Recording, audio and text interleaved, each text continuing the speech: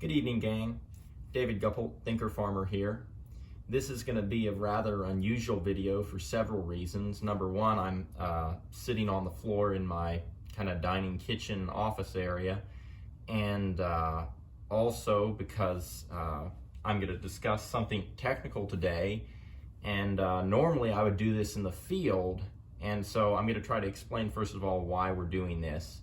So my YouTube channel is primarily a bigger picture. It asks a lot of why questions, and I don't hit really hard on a lot of the technical details of how to do certain things on the farm, because there are already a lot of really good practitioners out there that are explaining a lot of different ways of how to do things, and I frankly don't think I have enough to share that's going to better things. Or stated another way, the important thing about my channel is to share a unique or different perspective rather than to share more techniques when there's already a wealth of techniques out there.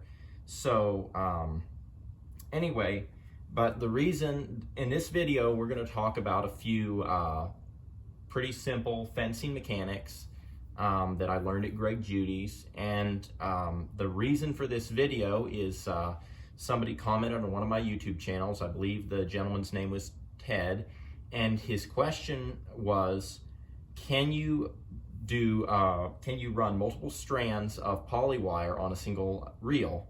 And then there was an auxiliary question, which was, if are all the cattle or animals you're running, are they trained to one wire?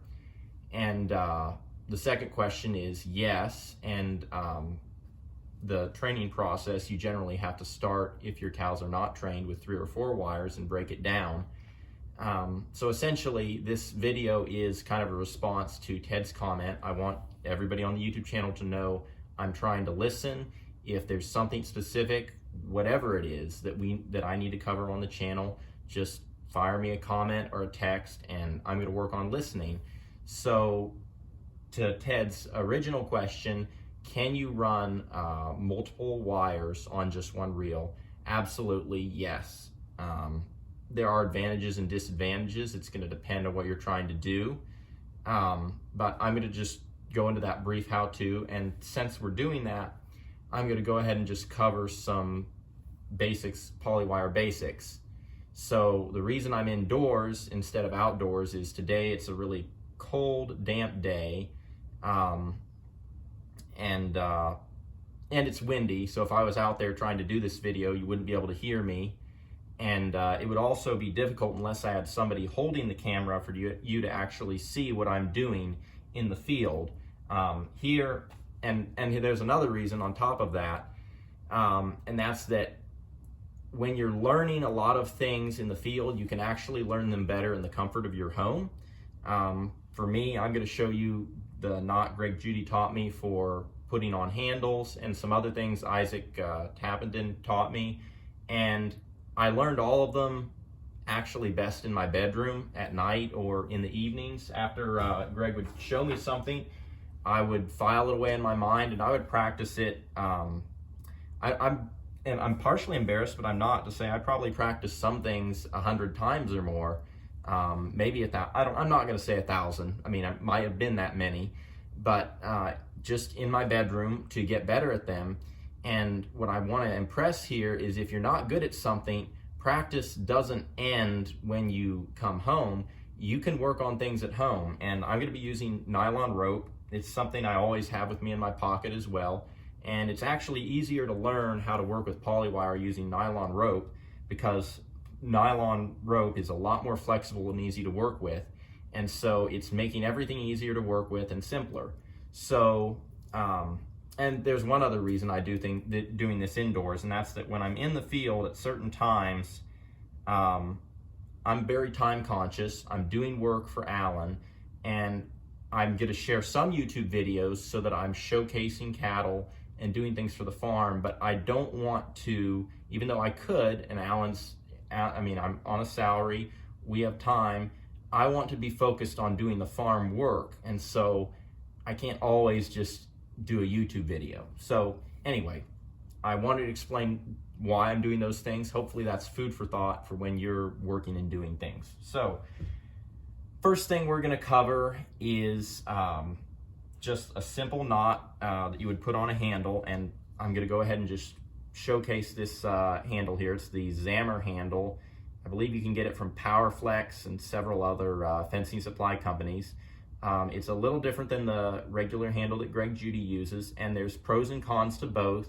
The big advantage to this handle is you can energize it on the end by just hooking it to the wire. It's going to be more expensive. It's more complicated. I don't know for sure if it's easier to break or not. I'll let you be the judge of that. If you want to energize it, like I said, you can just hook it onto the line. With the other handle, you have to wrap it a few times. Both work. Usually you get the other handles free, one with each reel. These I think you have to buy separately. Both of them work. Both of them work, and I won't belabor that discussion. Well, I'll mention one other thing, and that's when you're trying to idiot-proof things. If you're not thinking and you forget and you hook this up hot, you might get shocked later. But anyway, that's kind of a conversation piece on that. So first I'm going to show how to tie the knot on a post, because if you're, I hate to say like me, but if you forget to get a handle, or you have a bunch of handles, you're setting up a bunch of fences, but somehow your handle crawled out of the four-wheeler basket, and then you don't have any handles, and you're setting up your last fence, and you don't want to make the extra trip. If you have a fiberglass post, this is one of the advantages of fiberglass posts or timeless fence posts. You can tie to it, and you've got your line. If you got a T-post, you can't do that. It's going to ground. So that's an advantage of doing everything in fiberglass, or timeless fence posts, insulated materials. If you run out of handles, you've got a backup plan. Now the disadvantage to that is, and I'll just quickly tie the knot here. The disadvantage to that is if you want to quickly release the knot, because this is a quick release knot, I can just pop it. Well, if the fence is hot, with the other knot, you can, and hopefully you can see this. Well, let's just go ahead and go over the knots, and then we'll go back to that. So you're going to come around the post and go off to the right. You're going to go under, and when you make that second bottom loop, you're going to take your tail here. Hopefully y'all can see that, and you're going to put it through the second piece at the bottom. You're going to put a loop in there, and then you're just going to run it up. I'll do that one more time. Go around your, in this, if it's a handle, you're going to go through, but around your post, go over the top of your standing end of your rope, make a second loop, come under and make that second loop there, and then just take and make another loop in your little tail end. It comes through that second loop, and you'll just pull that snug, which I didn't give myself enough. There we go. Pull it snug, and there you go, and it'll cinch up, and it's, quick release. So if it's hot, you could just hope you get lucky, and pop it off.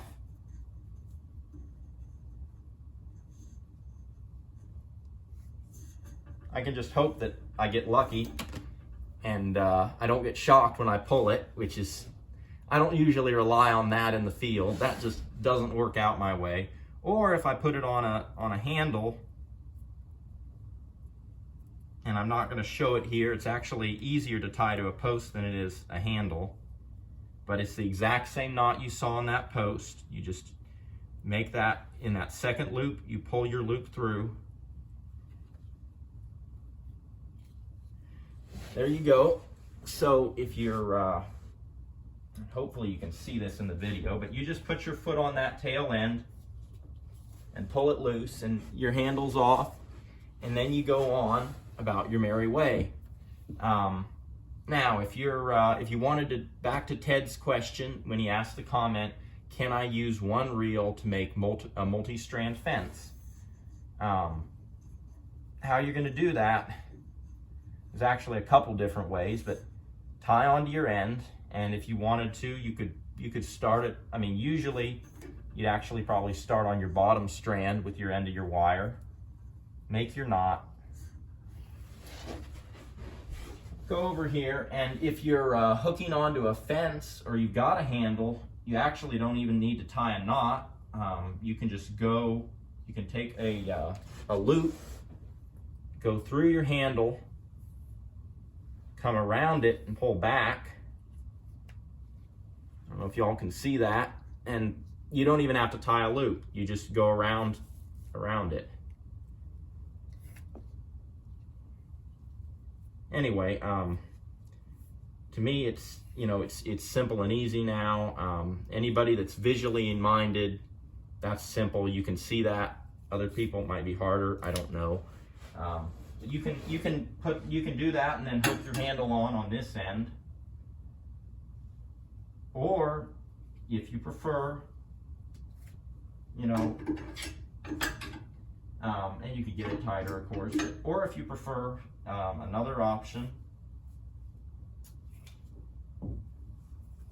you could go ahead. Well, I don't think y'all are going to be able to see it from there. I'll go ahead, pop it off, and just demonstrate this away so the camera can see. So, you know, imagine this was a 100-foot stretch. You're putting it in the step-ins or in the pigtails. You get to the other end. You don't want to use a handle, or you don't have a handle, or maybe you're making an angle and you're tying onto a pigtail. That would be another possibility. Let's assume we were tying onto a pigtail here, or maybe we went around a pond. We went all the way around the pond. This is, I'm going to show you the Isaac Tappenden method. I'll, you know, give Isaac the credit for this. You're just going to make a loop, and you're going to wrap that loop 2 times around, and then you're going to take and make basically a double loop, and you're just going to come through, and that you're basically just making a half hitch with a loop is all you're doing. And then the single loop, you'll just pop it and it'll pull loose. Anyway, you tie on there, and then, you know, you go on back, make your next strand, use another handle or whatever. You could make 3 or 4 strands with one reel. Trying to think if there's anything else to really explain there about that. We went over handles, we went over fiberglass posts. I mean, it's pretty simple, gang. You don't need to overcomplicate these knots. They're very simple. You do need to practice them a little bit. If you get in the field and it's taking you 30 seconds to tie a knot, something's wrong. You should be able to tie, you know, your knot in, and I'm fumbling there, in that amount of time. It takes about 5 seconds generally if you're practiced and going good. It's a little harder with Polywire. Anyway, Ted, I hope that video was for you. I hope that answers your question and any others. Anyway, gang, blessings for the journey, and keep it real.